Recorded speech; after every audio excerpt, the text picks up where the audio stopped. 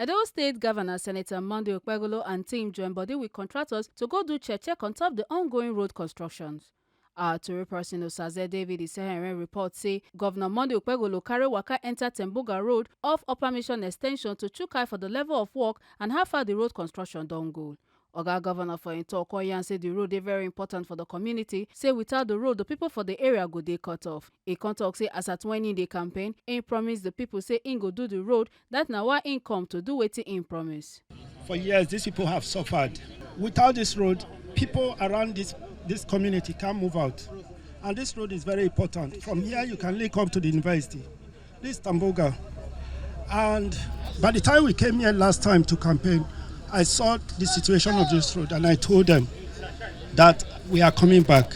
The hope of Edo State is back.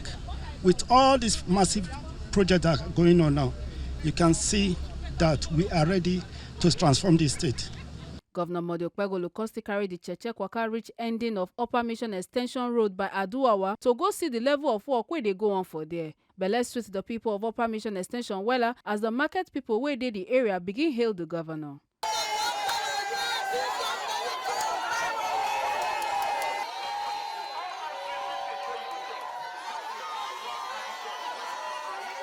Make una not forget say as we see am, na so we dey talk am. We no dey take blame. From Benin City, Ekata Ujesali, TMC TV News.